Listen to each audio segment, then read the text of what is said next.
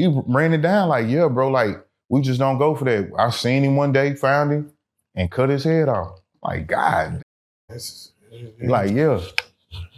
And I think he waited for the laws to come get him too.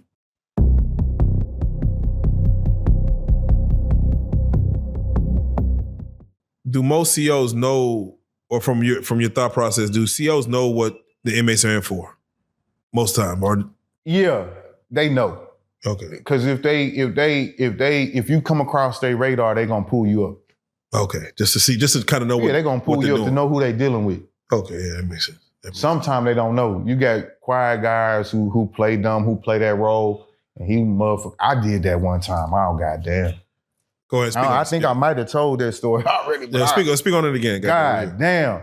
We in the chow hall, and I told you I'm the clerk, so I kind of run the kitchen. Like I do what I want to do. Yeah. So I'm jumping on the line. We serving trays, and we in closed custody. So the way we serve trays, we filling up carts to send out to the wing. Okay. Ain't nobody coming to the chow hall in closed custody. Yeah. So our kitchen is how we rolling.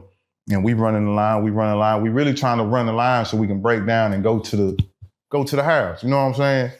So I'm leading the line, and all I got on my side is white boys. And in the penitentiary, they call themselves woods. You know what I'm saying? And I'm on the line, and I'm telling them I'm working the wood. I'm working woods. I'm working wood grain. This what we sing. We singing Pimp C. And my partner from Como, he come to me, he say, hey man, you know that big old white boy? That's my silly. Yeah. You know what he here for? Like, nah, what's up? He cut a rapist's head off. Just found the rapist and cut his head off. And they got his picture in the newspaper with the knife and all that. And I'm like, that fucked me up. I was like, God damn, I'm sitting here playing.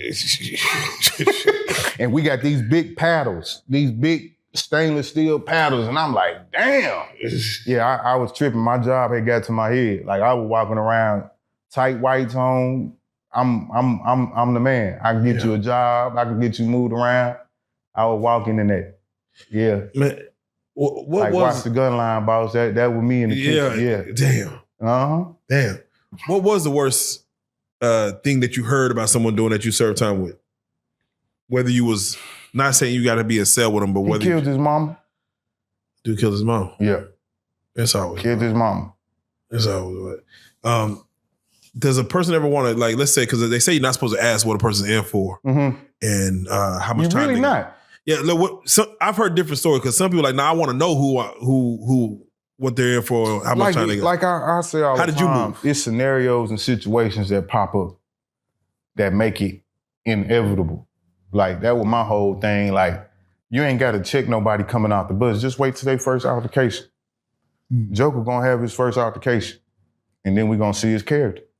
How long is it gonna take to have an altercation? That's between you and the other person. You get what I'm saying? Like, a lot of guys understand to mind their business. Damn. Like, that's the only way you really get in altercations is in somebody's business. Period. If you were to, let's say if you were to know what someone was in for, or let's say they volunteered that information to you, is it okay or could you ask more details about the scenario? Like, let's say if a person killed their mama. Okay. Like, bro, let's say, I'm sure everybody's innocent because they got appeals and stuff, so everyone in prison is innocent. Is it okay to ask, like, tell me what happened, bro? First of all, everybody who play that role of innocence, they're going to try to run the story down to you. You know what I'm saying? And I even jugged at the dude who had killed the dude who molested some kids where he was from. And he was like, he ran it down like, yeah, bro, like, we just don't go for that. I seen him one day, found him, and cut his head off. Like, God damn.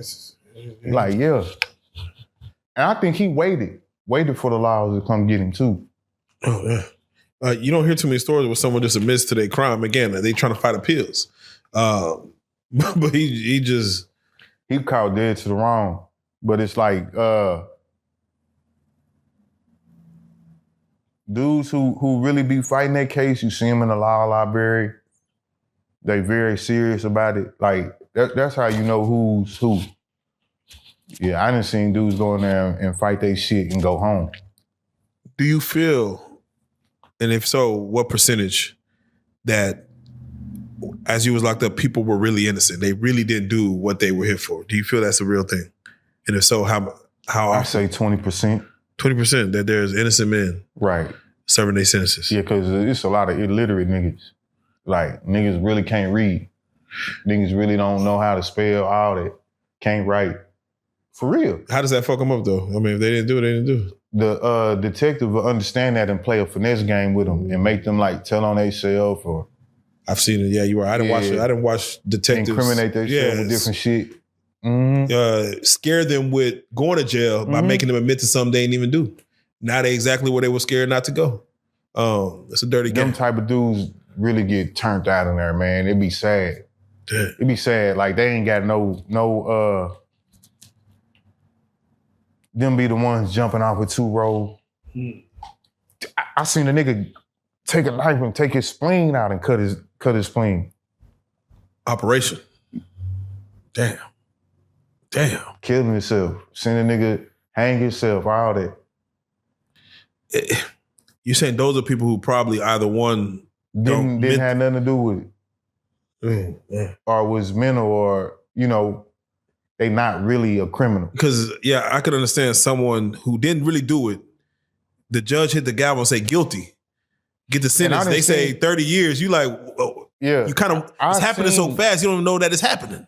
I seen an essay. We was in Austin County Jail, and he was playing a game like he was trying to beat his case off of playing crazy.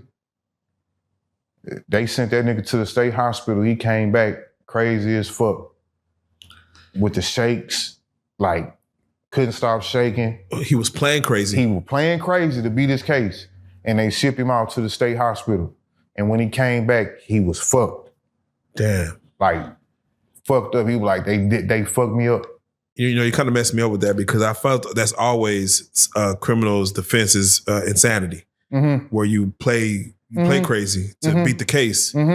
He got shipped out and then He played crazy. They shipped him to the hospital for evaluation, and what he was saying they treated it, and then it fucked him up. Oh, man.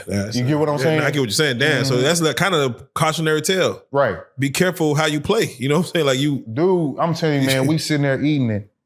And like, bro, you playing. He ain't playing. Can't keep his shit on his spoon or nothing.